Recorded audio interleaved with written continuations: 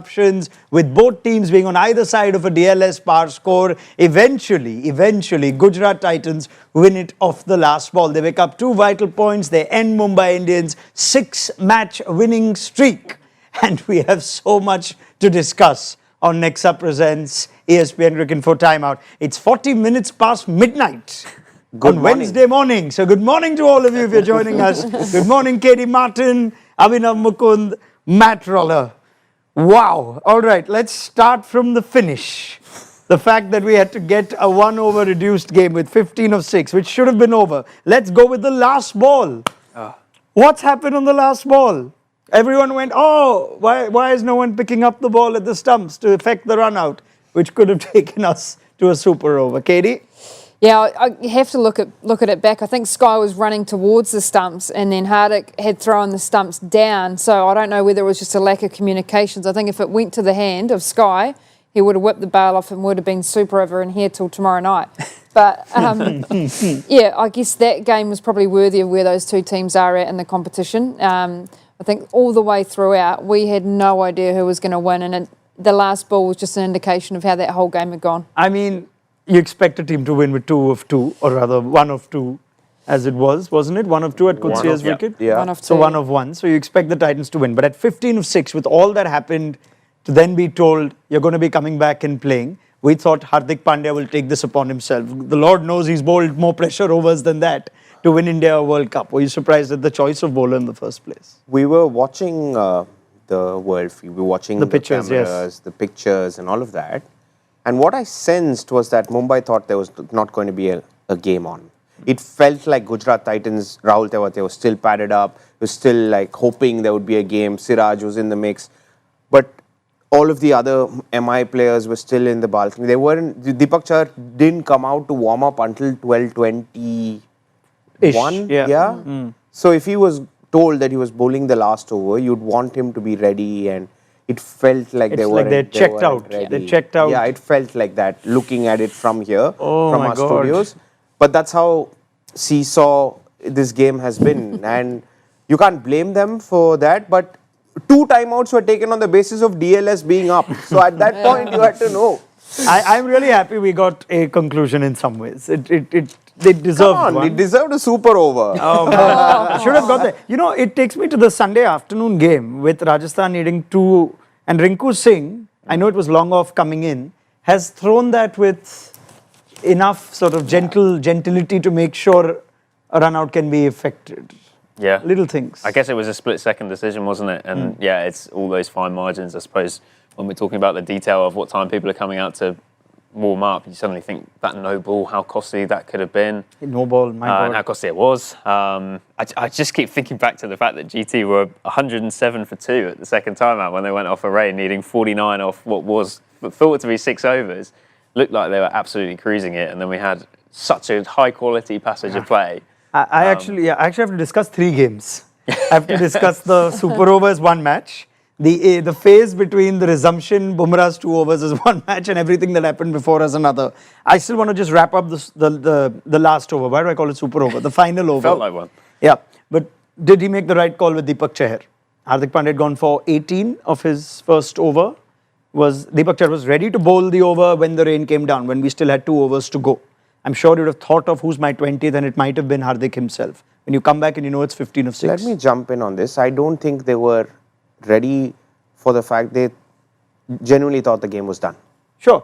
And but now when you're know not the game thinking, is in, even if there is someone coming, okay, yeah, Deepak was supposed to bowl that, so there wasn't a conversation. I did not see a conversation. I don't think there was one. And I don't think, like, how much am I put into their behind the scenes work, it felt like that 1 over wasn't thought out. Right. I mean, I just wonder, even then, what I take Abhi's point entirely. Maybe they were like, yeah, this is done. There's no way we're getting back, etc., etc. But you need to, the minute the umps tell you, which could have been, even if it's, say, 120 seconds before you're supposed to start, we're having an over, you quickly have to make a big decision. These are 2 vital points. If not for the race to the top 4, then the top 2. And at that point, there has to be some thought of Hardik, the captain. Should I be bowling this? Or should Chahar, who's barely had any late overs experience this year? I think when you look at it, Chahar was obviously going to bowl the 19th over. And that was always going to be the most important over as well, and because that's typically your over, you want the most runs to go into that last over. So assuming that was the case, then that he was going to bowl that over, then that's what Hardwick's choice was going to be.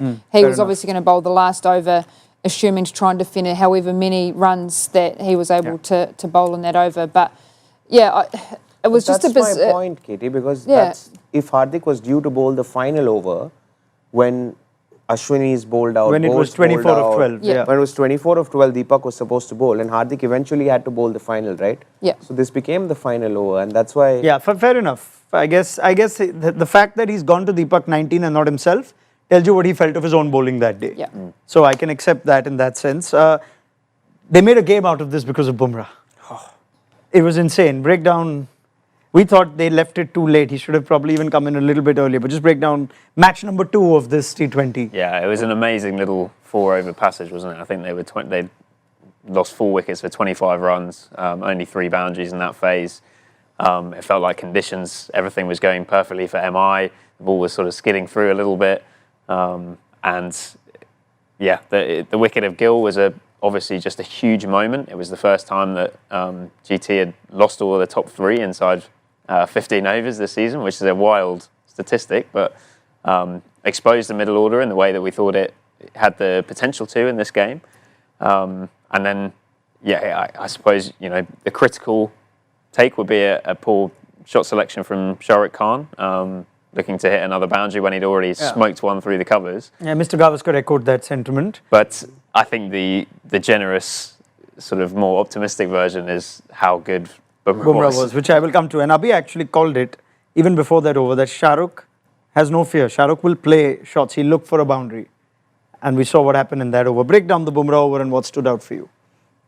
That's the thing with Bumrah, right? He has the extraordinary skill and capability to change his length based on the batter. And he went slightly full. He missed the Yorker, which I think he's not too confident about even now, 7 games after injury. Bowled that full one, missed it, went for 4. And then he decided, let me go back to length, let me cramp him, because that's what I did first 2 overs of this spell to Shubman and Joss Butler. So he went there again.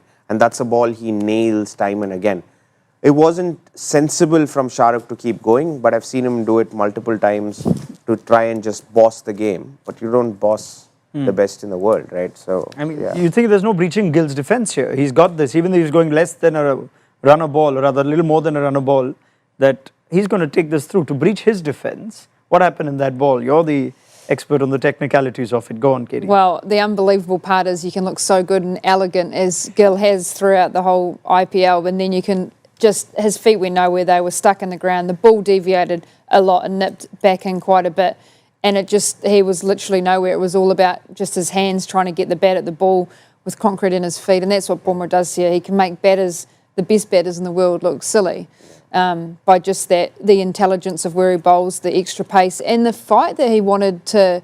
So he's just got the fire in the belly for Mumbai to be able to get their side across the line. And I think the backup over from Trent Bolt and then another wicket. Ashwani, he wasn't even meant to be playing in this game. He come in at halfway mark as a concussion sub and to be able to pick up a couple of wickets, economical. I think the way that Mumbai Indians bowled just shows that they're never out of a game. Okay, I'm going to come to the other side of it because there are lots of comments on whether this is still exposed, what happens after the top 3 for the Titans. But now let's go to match number 1, phase 1, shall we? And break down GT's initial batting effort up until the 15th over. And like Matt rightly says, they went off at the rain interval thinking they're very comfortable here and that they're going to be 107 for 2 at that point. You know, they had just picked up the wicket of Ashwini had taken the one of Butler, right? So they had just picked up that wicket. And the next 2 overs actually went for 28. Will Jacks and Ashwini's, like that little period of play we break down as well. And this is a period where Owen Morgan almost non-stop on commentary was saying, that's when I need, get Bumrah now. I think the clear part of the, I feel like GT in a way were slightly muddled, and rightly so, in the fact of, do we play DRS? Do we try and keep up as close as we can with that? We saw Mumbai Indians take the strategic timeout straight after the power play had finished to try and chew up a little bit of time. So then they looked like they were a little bit more reserved. And when it got to the halfway mark, I think it was 90 runs net off the last 10 overs. Ideally, in a position chasing 150, they wouldn't have been in that position GT.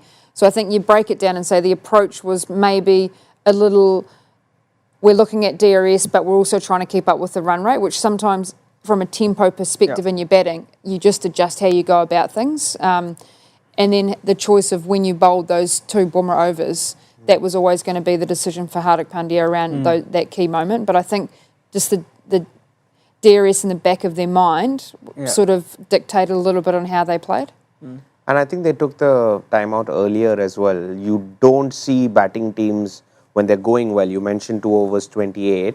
They take it right at the end, at the 16th over. They ended up taking it early because they were 12 runs ahead and the rain just started coming in.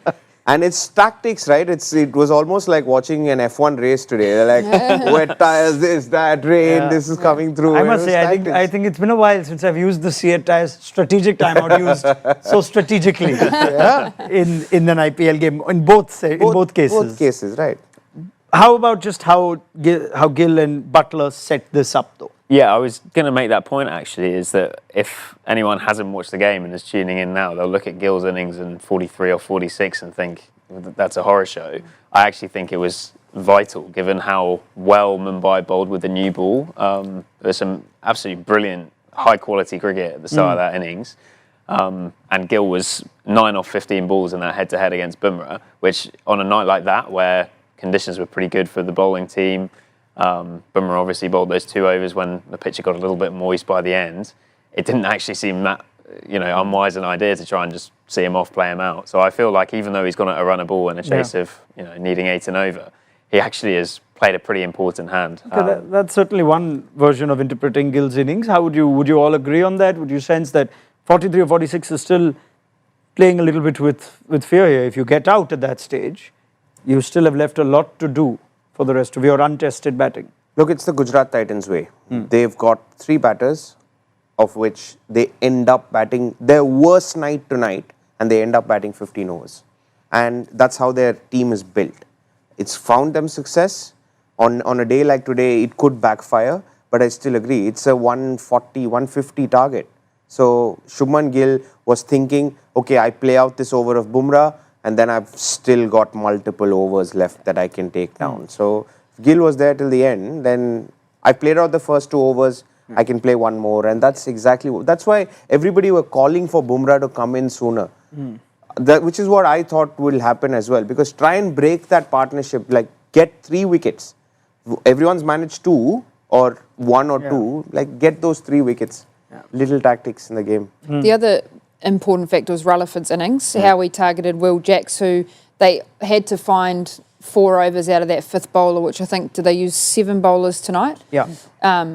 With obviously Hardik going for that 18 runs. So the targeted overs I thought was outstanding, and Rutherford, I mean, obviously Bumrah come back and Trent bowled in the way that they bowled in those 2 overs, but he gave them a chance when there was that topsy-turvy, they were behind and they got ahead, and they were behind and got ahead, and I think that Shubman probably said, okay, I'm going to be there at the end, and if I'm there at the end, we win.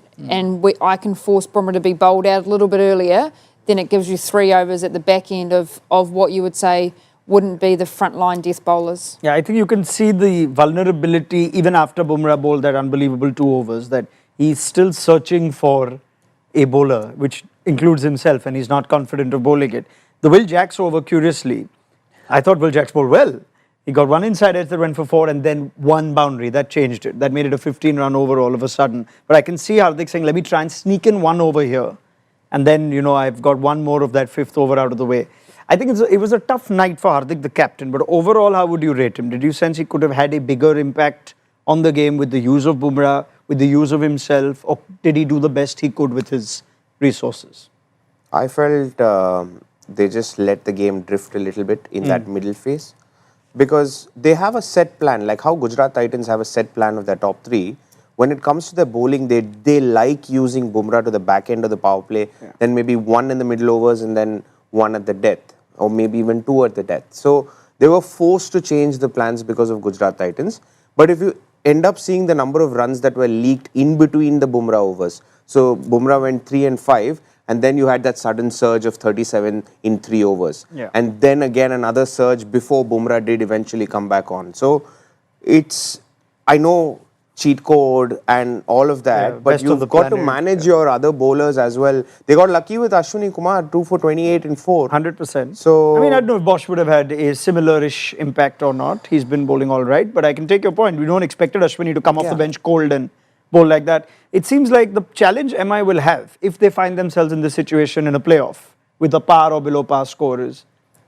Bolt can still bowl more phases, but at the minute you throw in Bumrah early, Deepak Chahar becomes That's the point. a real Yes. challenge to bowl out.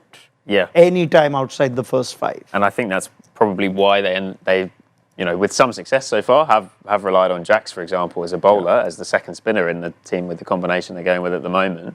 But yeah, I think huge credit to Rutherford for the way he played him.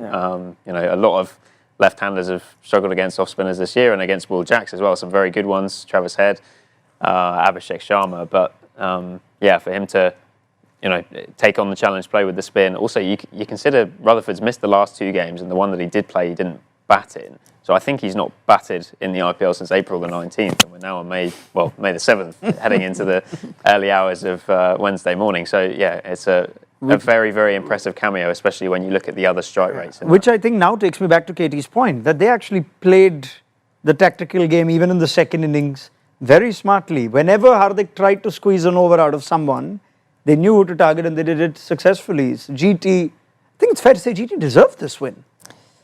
Isn't it? Yeah, I think they did. I mean, I haven't even gone to the first innings yet, but I will. But I mean, the way they bowled was outstanding, and in any given day, you say, you know, at that ground, you know, 150 odd score is never going to be enough. But I think when you've got Bumrah in your side, you always know in the back of your mind as a chasing side that that's the threat. And so sometimes you, like we talk about Narayan, you can sit on a bowler and then say, okay, where do we target other bowlers?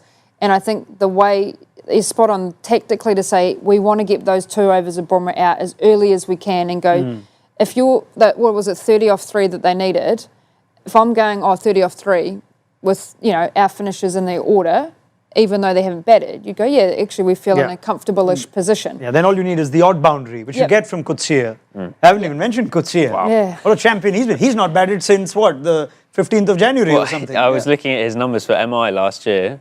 22 balls faced, 14 runs, 4 dismissals, and then overall T20 batting average of 9 comes out tonight. And I mean, the boundary hit, the ball before it rained was vital in the end because it meant that target was actually gettable. If you think of the one that sort of faded past the stumps. Yeah, yeah. And Rahul Tewatia was back on strike for the Correct. final over. Yeah. If they pinched one, it would have been a very, very different scenario. Oh, my goodness. Tewatia, the Iceman, as we've called him, he's not had much to do. That ice sort of melted in the heat, doing nothing at all. But credit to him, I guess, if he doesn't even get one boundary away in that situation, you go, oh, you know, this is what Tewatia is there for and all. But he plays it. He gets these situations going more in favour of him than not more often.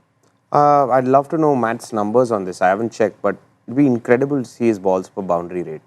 And for a guy, again, who keeps coming in cold, just walks in and constantly keeps getting boundaries at that stage is incredible to do. Yeah. It's not an easy job at all. I know he's been paid a lot of money over the years to do that sort of a role, but I think Gujarat Titans trust him with, right, you've got 3/4 to hit at this stage, you're doing this for us. And I think it's incredible what he does. Just comes in, finds the boundary in a smart way. Yeah, this season he's 35 balls faced, 4 4s and 6 6s, so a boundary every 3.5 balls. Oh, yeah, that's...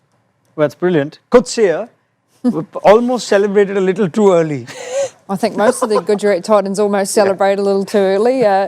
I would have been a little bit nervous if he'd won that game because the emotion that he shows when he gets a wicket and then even when he gets out, I mean, he might have done a lap, but yeah, you sort of need those players that can just fire up at any point in time. And we saw it with the ball, you know, he didn't get a heap of opportunity, but that's what you bring your overseas players in for is to pretty much put icing on the cake. And I look at that for GT and I think that is a game that they needed because I think at this point, as much as you want to win, you also want to be tested. And probably Mumbai would say the same thing. Where are those areas that we got tested, leading into fingers crossed that they both make the top 4, which you'd expect that potentially they're still in a massive hunt.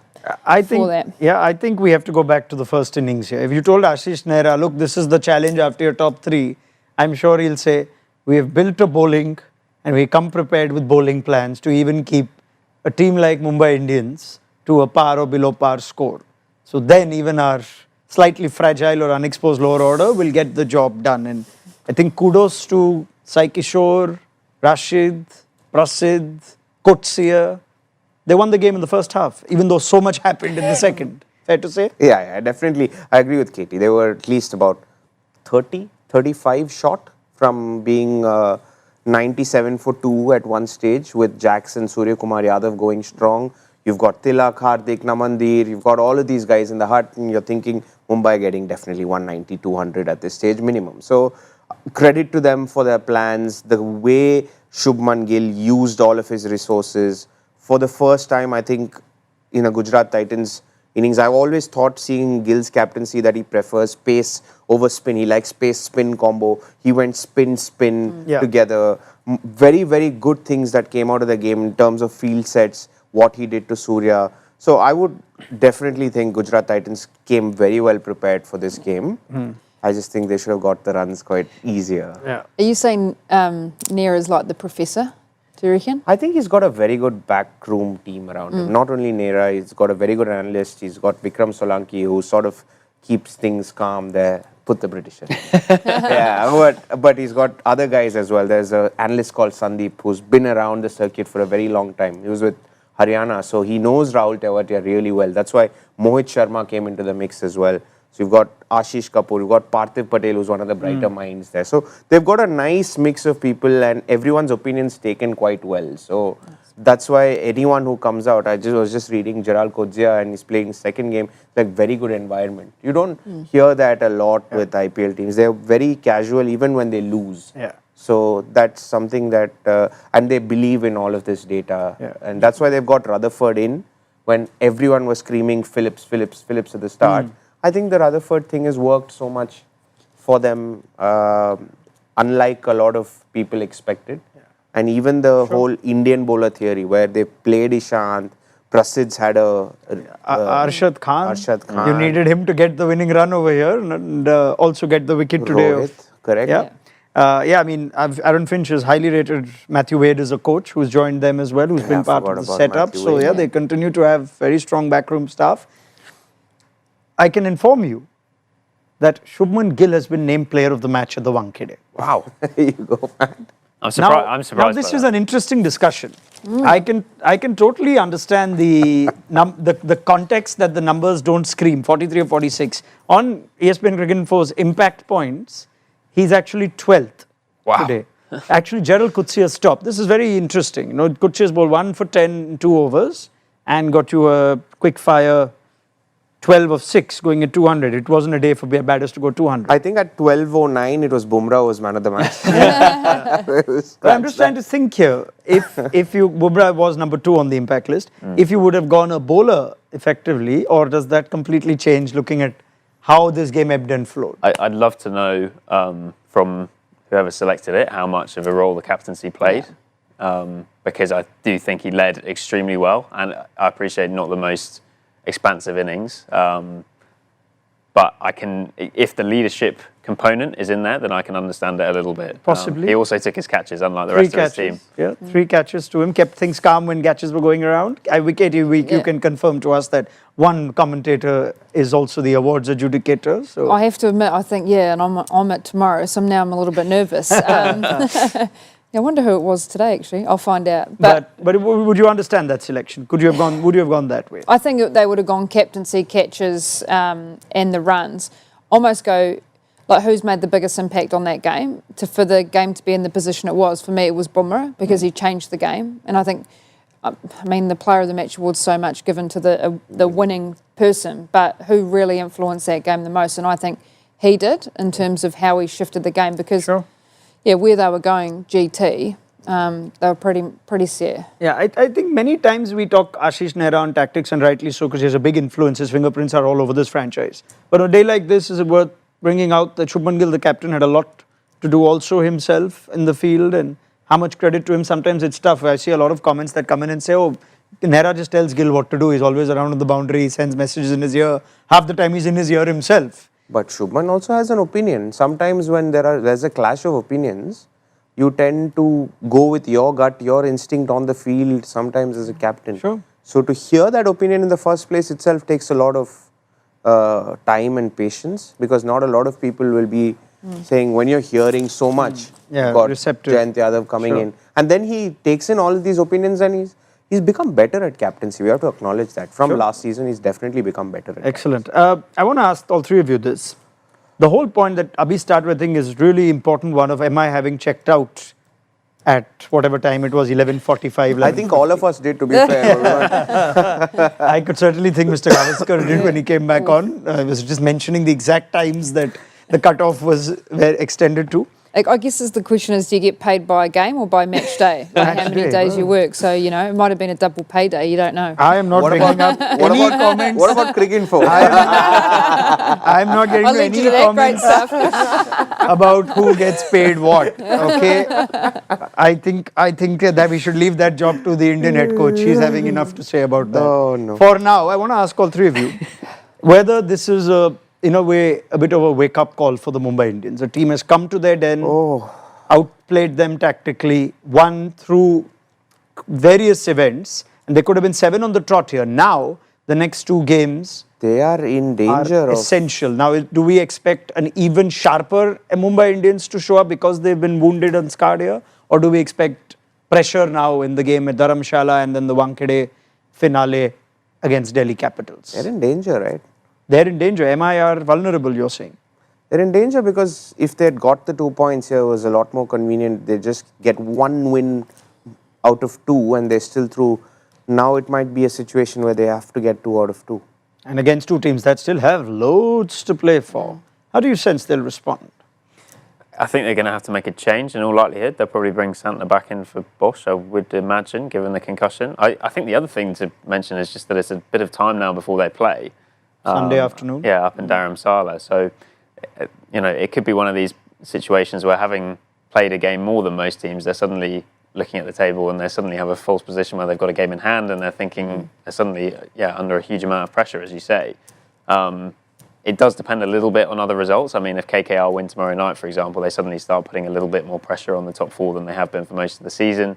But yeah, I think it's set up very nicely, and I also think if it's if we can get a repeat of this fixture at some point in the playoffs, I think that's going to be a proper blockbuster. So I'm gonna just try and simulate the games that will happen between now and Mumbai Indians game against Punjab Kings in Dharamshala on Sunday afternoon.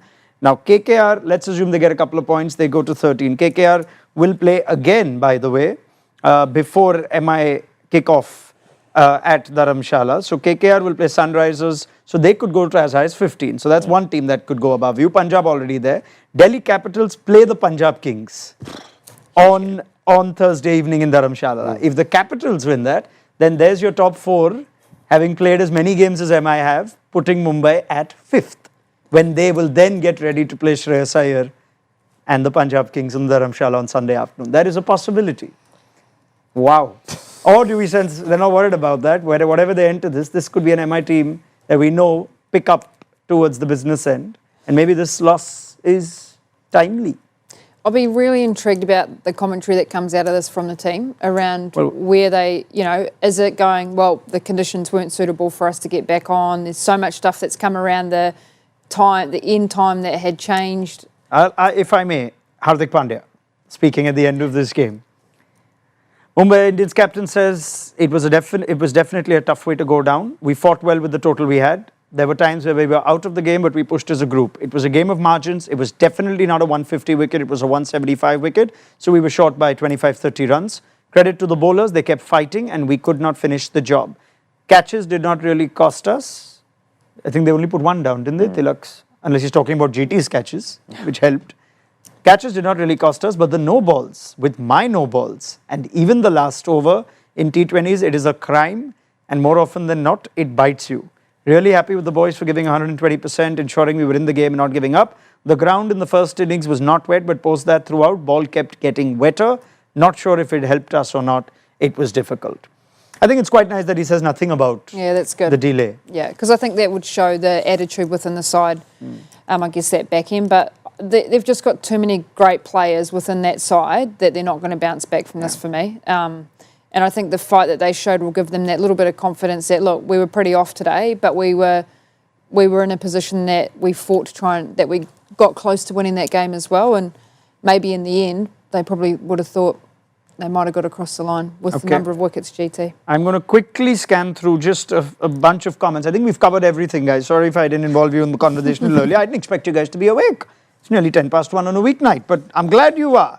Brilliant. A lot of points here about players, viewers saying that the middle order is still vulnerable. There's brittleness after the top 3. This could happen in a playoff game with more runs to get. So, did GT get away with this? Does anyone sense? That's why they finish in the top 2, and even if they miss one, they'll get the other. They've got, what, now 11 in a row? And 12th and 15th over? Where one of the top 3 are... Yeah. So, the probability of that happening is very less. And it's the first time ever that a team's had 3 players all scoring 500 plus in an IPL season, and Brilliant. They've got minimum 3, probably 4 or 5 games left. Some questions regarding whether you believe that the concussion sub was activated fairly and correctly. Actually, there was no doubt as per our playing conditions that it was done right. And Katey mentioned when Corbin Bosch took the blow to the head that amongst all the things that happen when you get the ball hit on that didn't look right the way Bosch reacted. It was a nasty one, so you can understand it. I think, I've had a few concussions in my lifetime, but it's I think just the way that he walked back up the stairs was pretty ginger. And when you get hit in the head, it's not necessarily straight away that you feel it. It's a good 5, 10, 15 minutes. And I think going back to the change room, having the light on his eyes, I think then he would have known he wouldn't have been good. Yeah. Now, I don't know the protocols over here, whether it's as strict as England, where it's, at least a 7-day period off. And then how that impacts them in terms of the back end. Like, they've obviously got Satner in that. But no, I think it was done appropriately. Yeah. Regarding any questions that you may have on whether they could have brought in Reece Topley instead of Ashwini, we did try and dig up the playing conditions, and we were slightly unsure at the end of it. There is a clear rule on composition which says no more than 4 overseas at any point. But that usually is directed towards impact sub and fielding substitutes. With regards to the concussion sub, it simply just focuses on the language we know for international cricket, which is like for like, submit to the match referee then confirms. All that being said, Ashwini Kumar has had game time this season, bowled quite well, so I don't think the choice in that sense was a big issue. So anything to add? Yeah, and also just bowled really well, didn't he? He did. In terms of, I don't think Topley would have come out and taken 4 for 10 off no playing time. All right. Come on, mate, head for his back. All right, we hope Corbin Bosch is all right. Thrilling game that we did receive. I think there's a lot of comments here also going with this was too big a game for MI. They could be out of the top 2 now, at least, even if it's not the top 4. Okay, I'll ask that in the rapid fire. I think it's included there. Before I go to the rapid fire, I'm just going to simply mention to what I believe were 2 unsung heroes of today, and that was Sai Darshan along with Kaushik Gandhi, 2 fairly inexperienced umpires, at least by IPL standards. Sai's done a few. Kaushik's doing his 3rd or 4th game. Yeah, and I thought they were terrific. I think there was a fairly balanced and objectivity around most of it. Yes, there were some decisions that went upstairs and down, but this was a tough game with high-profile players involved, and invariably, I think they've ensured that they've got the game as much as possible. They played for a long time when there was a drizzle. It felt like the umps did a good job. Anyone disagree? Well, and well done to them and the ground staff for getting us a finish, because I think it would have felt like an anticlimax if we'd finished at 18 overs. Well done on bringing that up, though. Yep, cheers. All right, there you go. I think some people are going like, oh, the umps were terrible and whatnot. But no, I thought it was a fairly neutral game. Yep, they did that well. All right, on that note, let's go to our rapid fire review. Okay, Katey Martin, kick us off. Was it the wrong move to give Deepak Chahar the decisive 19th over? Yes, I think that Hardik, he typically bowls that pressure over. And I understand that he went for a few early, but yeah, you always like the skipper to step up. All right. Abhi Bumrah 2 for 19 and Bolt 2 for 22, losing cause, but how good were they? Yeah, I thought Bolt has definitely picked up in the last 3 or 4 games. He's become better when Bumrah is around, and I can't just pinpoint a reason for it. I just feel like he's resigned to the role of maybe just bowling one and bowling better in the middle overs. He's got far more options, and so I think Bolt has got. I think the concern is Deepak Chahar a little bit. All right, Matt, 29 for 1 in the first 6. What did you make of Gujarat's power play approach? I think they were facing some exceptional new ball bowling. I think they realised the importance of their top 3 in a chase like that. And they were obviously under pressure as well, thinking that the DLS power might have been decisive. Katie, back to you. Why were runs so hard to come by in both innings tonight? I actually just think it's the quality of the bowlers. I thought all the bowlers, generally speaking, did a really good job, and I think it was set up from Kishore in the first innings and the spinners and Rashid come back. So sometimes the bowlers are actually that good that when maybe you haven't been as under pressure as a batting unit, when you get that pressure applied like that, it does show a few cracks and a few, I guess, gives you some things to think about. Abhi, 2 for 34 and getting Surya and Hardik. Please rate Sai Kishore's impact on this game. Yeah, massive impact. I'd definitely give him an 8 out of 10 for his bravery more than anything else. To bowl against quality batters like that wasn't easy in the Wankhede Stadium, and I thought he had his plans and he bowled beautifully. -2 for the catch dropped, I guess. Yeah. Okay, all right. Matt, 53 of 35 when most batters struggled today. What worked for Will Jacks? That's a good question, because he did have a little bit of a slowdown and he got a little bit of luck early. But I think, impressive intent at least. I think there's always intent with Jacks. All right, we forgot Will Jacks. It's happened so far back. It feels like day before yesterday that Will Jacks batted. Now all of you can chip in. It was yesterday when he batted.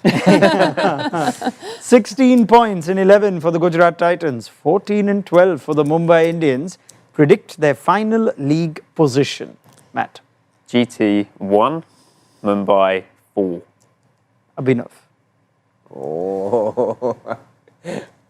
Katie, you go first. How many points are RCB on? RCB are on They're level, aren't they? 16 as well. I'm going GT 2 and Mumbai 3.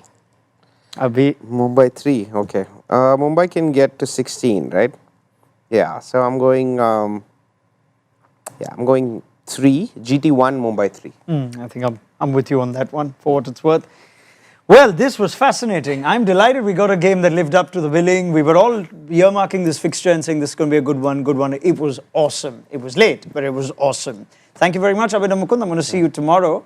Matt Roller, you as well. But this is where I also, with a slightly bittersweet feeling, say thank you very much, Katey Martin. That is the end of your first stint with us, and we got a game fitting of your time, but we've loved having you on the couch, and I hope you've enjoyed it. Yeah, thanks for having me. And I've just looked at my schedule and I've got the Mumbai DC game, so it's not a bad game to be on. So I'll send you guys some notes from down the road. But Excellent. thanks for having me, and hopefully the translation of Kiwi worked out all right. Yeah, I would hope so as well. Thank you so much. We warmed everyone up with Danny Morrison, but he doesn't really speak Kiwi, he speaks Danny Morrison.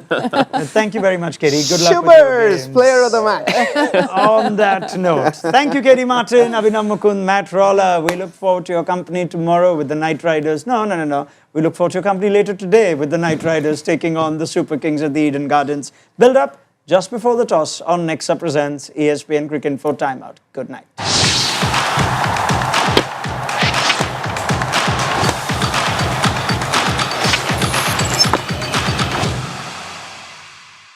Ready for it. Thrilled for it. Presenting France with Turbo Booster Jet Engine. Nexa.